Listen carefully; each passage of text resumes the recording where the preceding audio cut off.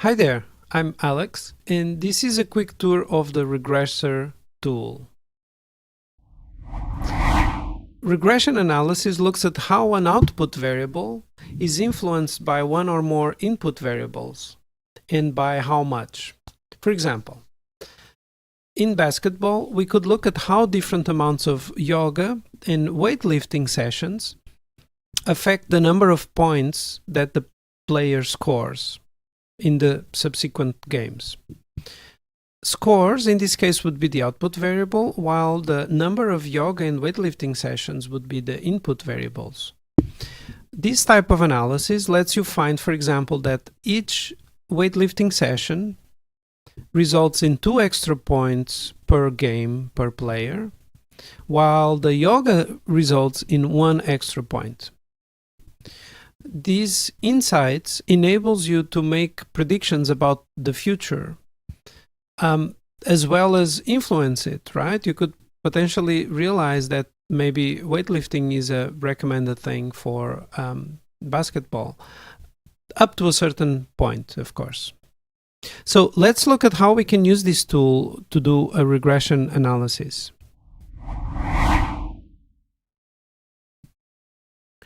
So you'll start by importing a file, select the variables you want to use.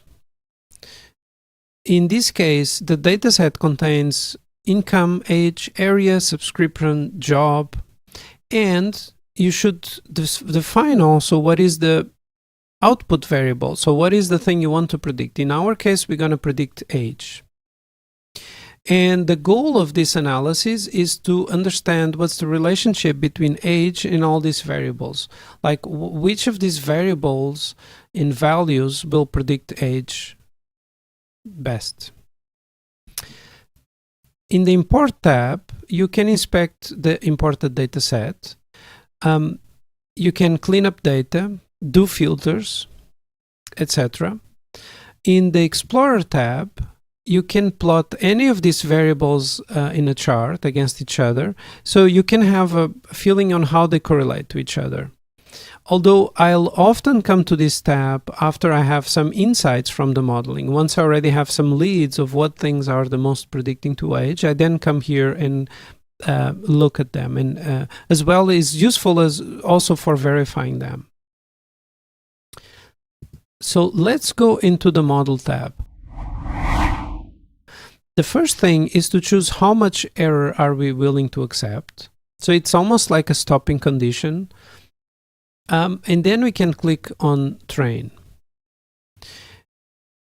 You'll get to see the model actually learning and getting trained in this chart.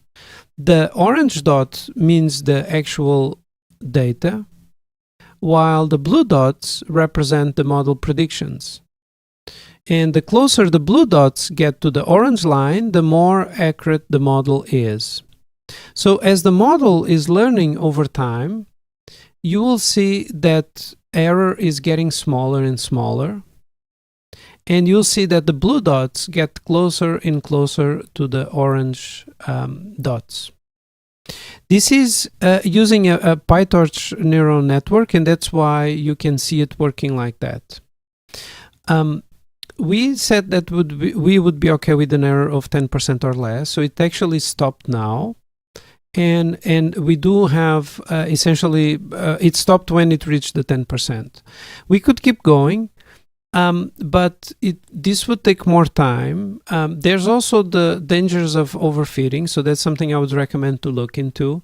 And it's also more resource intensive. Like there might be even times where it struggles to go below a certain error level. Once we have the model, we can go into the Explainer tab. In the Explainer tab, we can look at essentially how the model works inside. How is it predicting that age? So it kind of looks at the relationship of age, which is the output metric, with the input ones. This explainer is called SHAP, and I would recommend to go learn about it. Just search for it on how to read SHAP charts. When you get to this tab, you'll click on Explain, and it will generate this chart. And I will give a quick intro on it.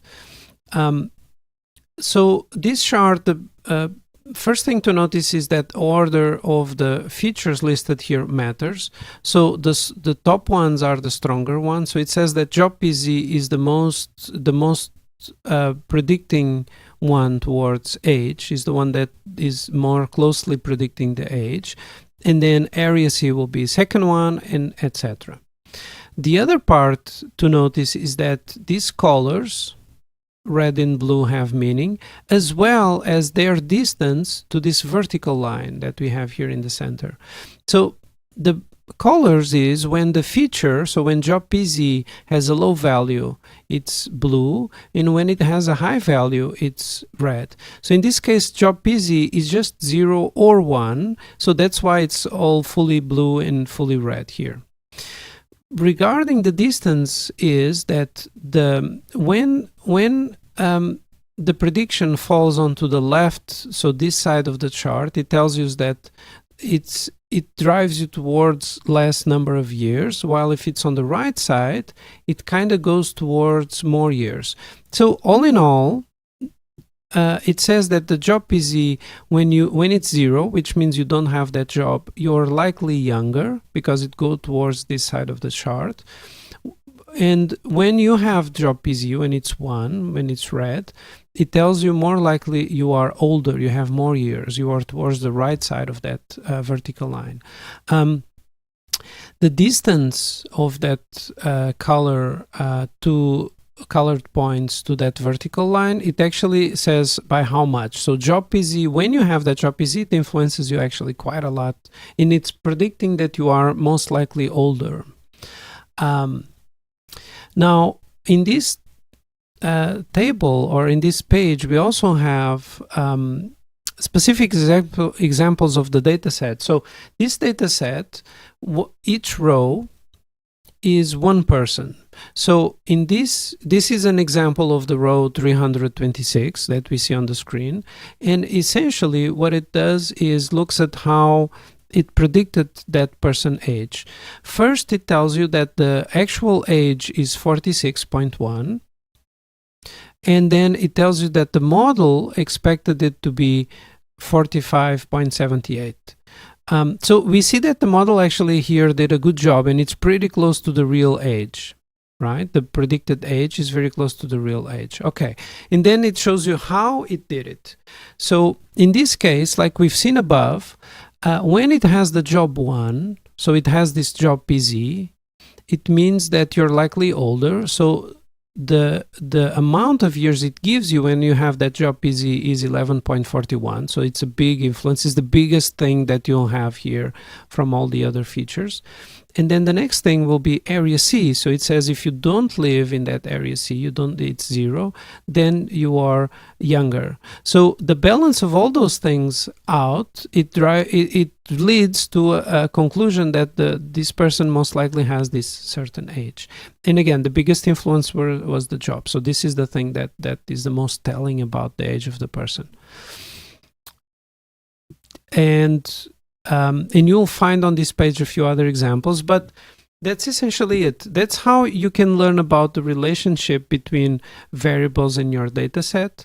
I hope this is useful. Have fun, like and subscribe. Bye-bye.